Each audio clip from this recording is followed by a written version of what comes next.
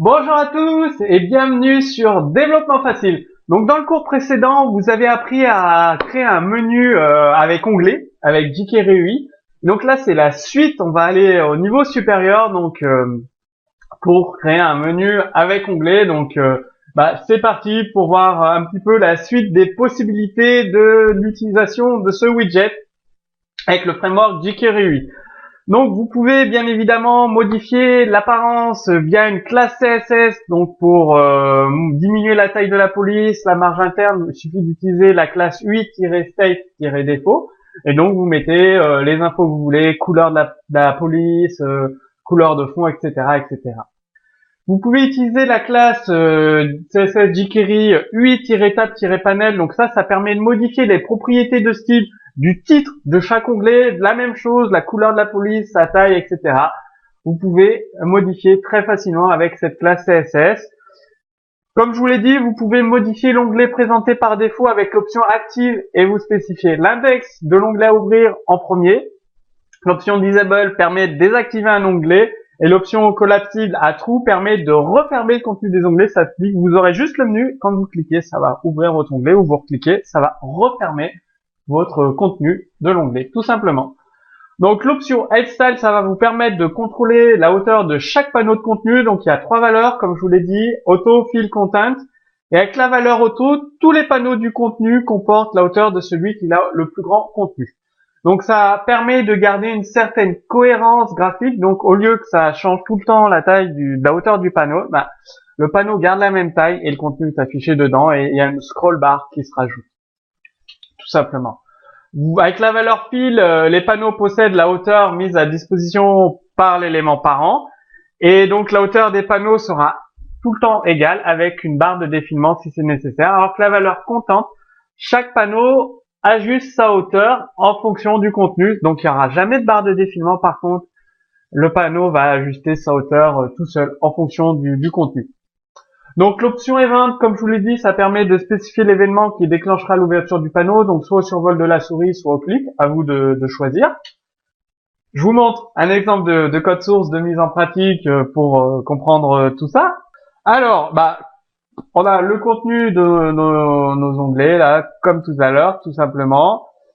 Pour définir la hauteur des onglets, la largeur des onglets, pour modifier le contenu des onglets, donc je vais mettre une police de 12, un peu plus grande, tout simplement, ce sera beaucoup plus sympa. Et donc là, on crée notre menu onglet avec une option collapsible à true, donc ça va permettre de fermer les onglets. Par contre, je vais le mettre au même endroit, ici, tout simplement. Ce sera beaucoup plus clair pour vous. J'ai pas fait attention comme j'ai fait le code source. Donc, et avec la hauteur, donc vous avez plusieurs types d'options. Donc, l'onglet numéro 2 sera activé, c'est vos questions. On va désactiver le 5e onglet administration. Donc, vos questions, à chaque fois, je peux me mettre là, je recharge la page. Voilà, vos questions sera l'onglet par défaut ouvert. Administration est désactivé. Et donc là, c'est au clic. La taille reste tout le temps identique. Il y a une scroll bar qui se rajoute si c'est nécessaire.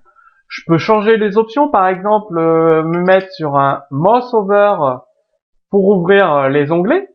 Donc, voilà. Au passage de la souris, les onglets s'ouvrent. C'est un coup de main à prendre. Je ne sais pas si c'est une bonne idée à implémenter dans votre site. Vous pouvez aussi fermer le contenu, tout simplement, de vos onglets. Donc, pour fermer le contenu, c'est avec collapsible true, tout simplement.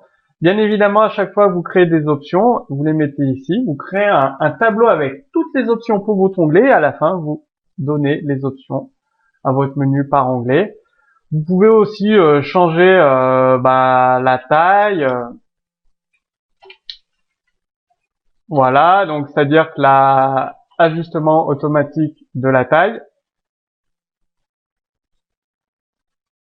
Alors, qu'est-ce qui se passe? Et voilà, il y a une erreur de code. Donc, ajustement automatique de la taille en fonction du contenu. Donc, le panneau s'ajuste automatiquement. Et si vous voulez voir ce qu'il y a dans administration, il suffit de commenter cette ligne. Et donc l'onglet administration devient disponible, tout simplement. Donc vous voyez, jQuery, il est vraiment très simple à utiliser. C'est très pratique. Vraiment très pratique. Moi j'adore l'utiliser.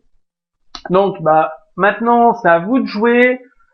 Vous retrouverez en téléchargement sous ce cours vidéo le code source complet et commenté, donc vous pouvez le réutiliser dans vos applications web. Donc à vous d'utiliser la puissance du framework jQuery avec son extension jQuery UI.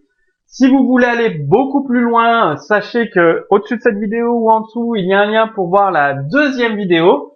Et dans la deuxième vidéo, je vous expliquerai comment je peux vous aider pendant 4 mois pour améliorer votre connaissance des frameworks jQuery, du framework Dojo, de l'extension jQuery UI, à travers des applications, un suivi personnalisé.